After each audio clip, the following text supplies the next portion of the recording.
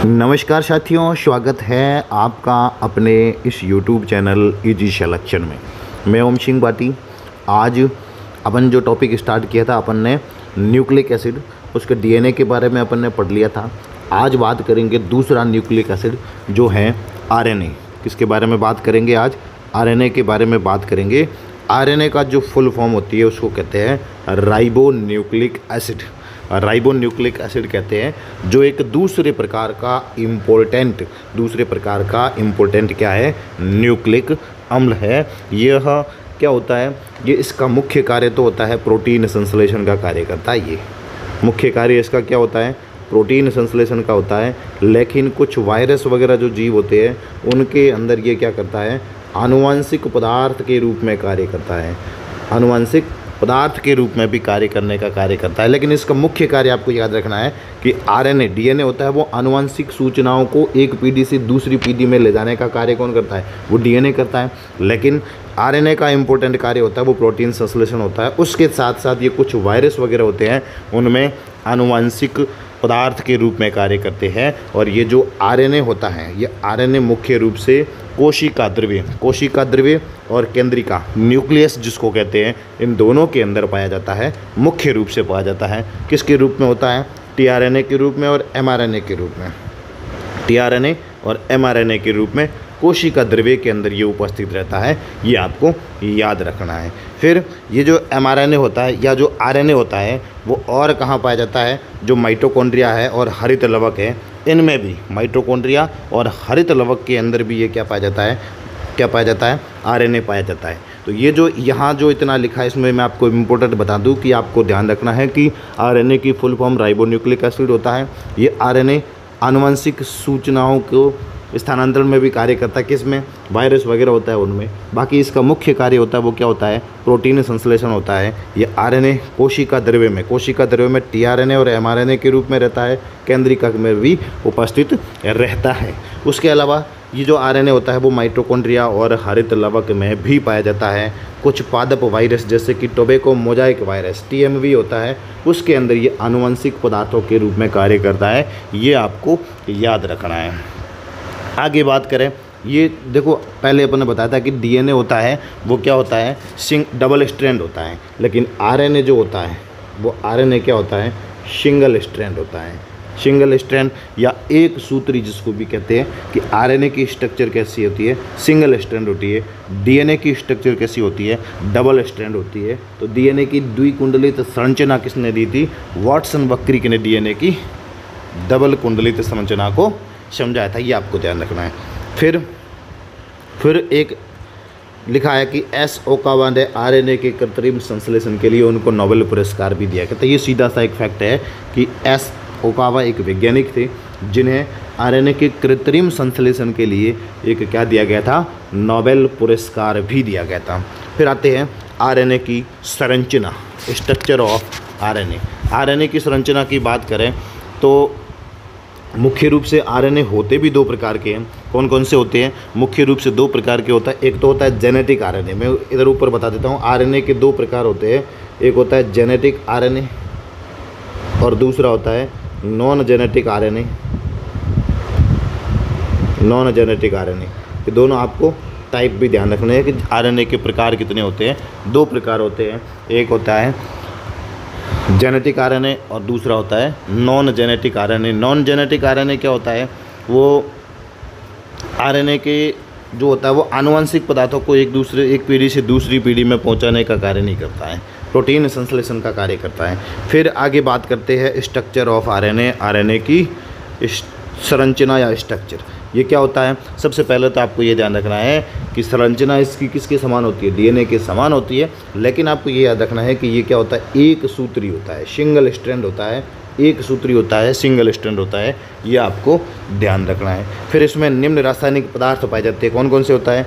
उसके अंदर एक फॉस्फेट समूह होता है H3PO3 और फॉस्फेट समूह शर्करा में 5 to 3 सिरे के ऊपर जुड़ा रहता है। इसके अंदर शर्करा भी पाई जाती है। कौन सी शर्करा होती है? राइबोज शर्करा होती है, 5वें सिरे के ऊपर जुड़ी रहती है। और इसके अंदर नाइट्रोजनी क्षार भी पाए जाते हैं, नाइट्रोजनी बेस भी पाए जाते हैं। एक प्यूरिन होता है, प्यूरिन, एडेनिन, ग्वानिन। फिर पिरिमिडिन क्षार के अंदर साइटोसिन और यूरेसिल होता है। मैंने पहले भी बताया था कि आरएनए के अंदर थाइमिन के स्थान पर क्या पाया जाता है, यूरेसिल पाया जाता है, थाइमिन नहीं होता है। थाइमिन किसके अंदर होता है, ये थाइमिन होता है वो डीएनए के अंदर होता है। आरएनए के अंदर थाइमिन के स्थान पर यूरेसिल पाया जाता है, ये आपको ध्यान रखना है। फिर आगे बात करते हैं कि आरएनए में पिरिमिडिन में थाइमिन के स्थान पर क्या पाया जाता है, यूरेसिल पाया जाता है, ये आपको ध्यान रखना है। थाइमिन के स्थान पर यूरेसिल पाया जाता है, आरएनए के अंदर थाइमिन के स्थान पर यूरेसिल पाया जाता है, ये आपको याद रखना है। और इसके अंदर जो शर्करा होती है वो कौन सी होती है, राइबोज शर्करा होती है। कौन सी शर्करा होती है, राइबोज शर्करा 5 कार्बन युक्त होती है, ये आपको ध्यान रखना है। फिर आता है आरएनए के प्रकार। आरएनए के प्रकार, एक होता है जेनेटिक आरएनए, तो दूसरा होता है नॉन जेनेटिक आरएनए। ये ऊपर बताया था, वापस आ गया है कि आरएनए के types of RNA, genetic RNA, non genetic. Genetic कुछ पादप वायरस हैं, कुछ जंतु वायरस है, जीवाणु भोजी, ये में आनुवंशिक पदार्थ के रूप में कार्य करता है। और इनके एग्जाम्पल लिखे हुए हैं। राइस ड्वार्फ आरएनए जो डबल स्ट्रैंड होता है।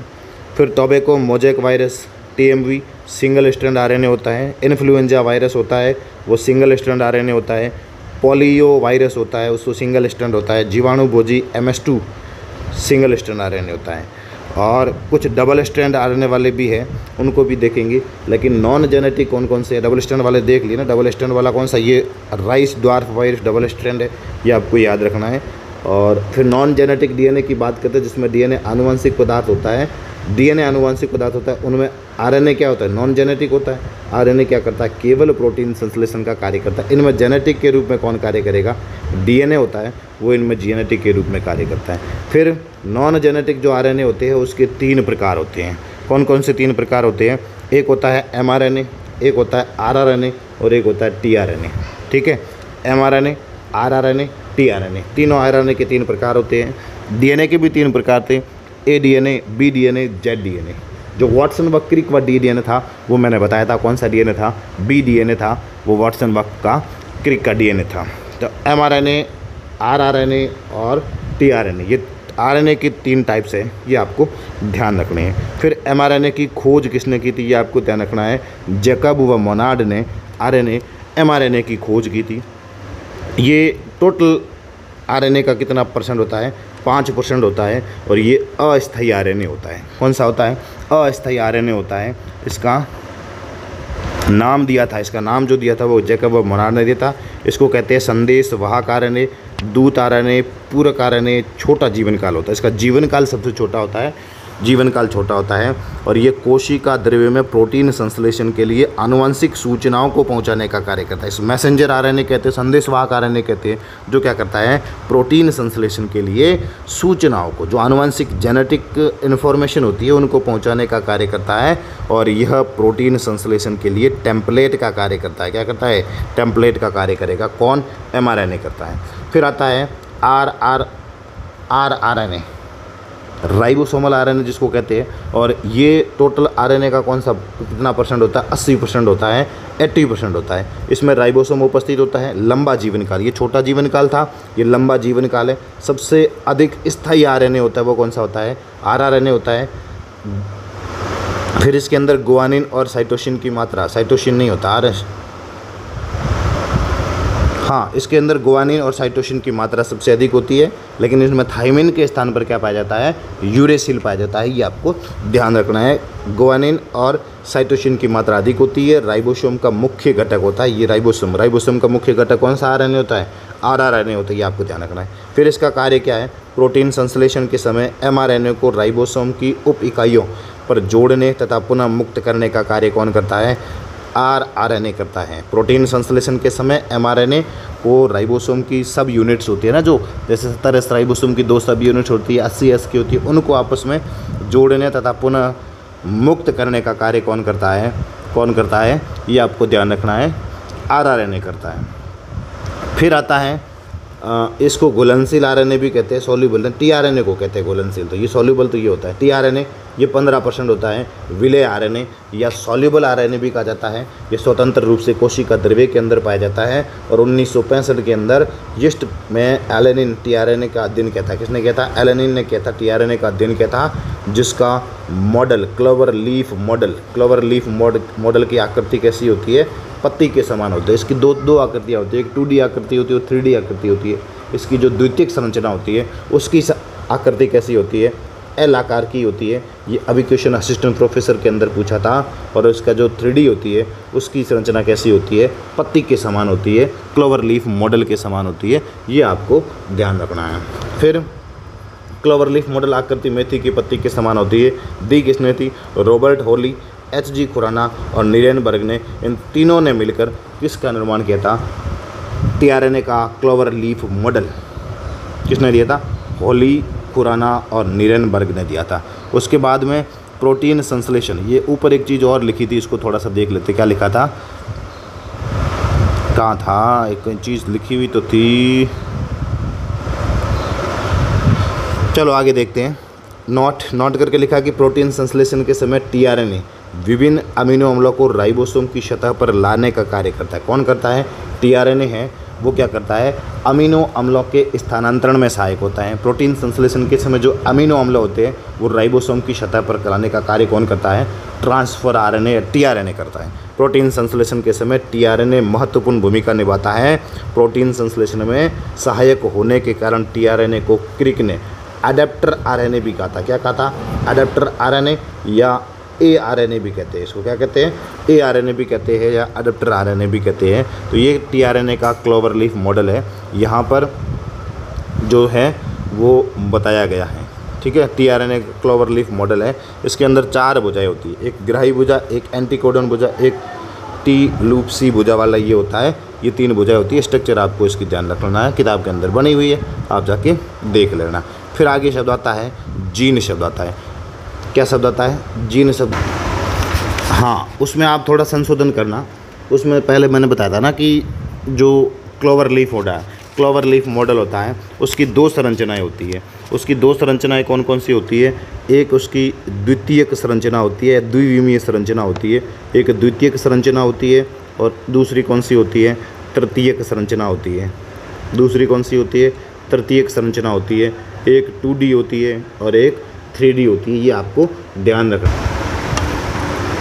हाँ, तो इसके बारे में बात कर रहे थे कि जो टीआरएनए की द्वितीयक संरचना होती है उसकी संरचना कैसी होती है?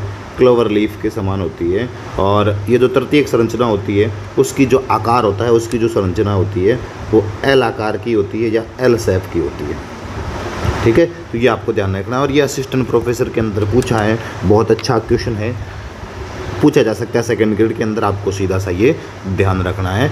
इसके अलावा ये आरएनए अपना होता है, यहाँ आके पूरा हो जाता है। आगे बात करते हैं जीन शब्द। जीन शब्द किसने दिया था? जीन शब्द दिया था वो जॉनसन ने दिया था। जीन शब्द जॉनसन ने दिया था 1909 के अंदर। परिभाषा है कि किसी लक्षण की विशेष आनुवंशिकी को निर्धारित करने वाली इकाई क्या कहलाती है? जीन कहलाती है। यहाँ से जो क्वेश्चन बनेगा वो ये है कि सिस्ट्रॉन क्या होता है? सिस्ट्रॉन होता है जीन की संरचनात्मक इकाई क्या कहलाती है?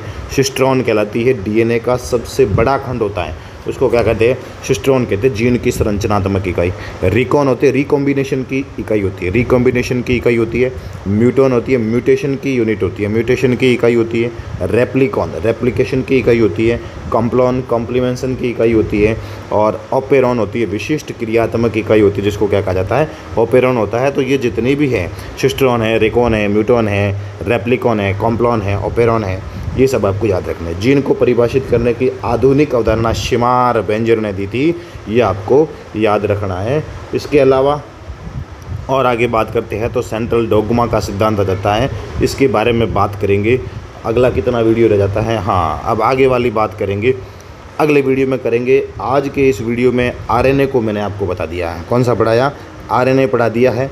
आरएनए की खोज किसने की थी, ये आपको ध्यान रखना है। फिर आरएनए जो है वो कोशिका द्रव्य के अंदर होता है। और कहाँ पाया जाता है आरएनए? के न्यूक्लियस केंद्रिका होती है, उसके अंदर भी पाया जाता है। कोशिका द्रव्य में आरएनए, टीआरएनए, एमआरएनए के रूप में रहता है।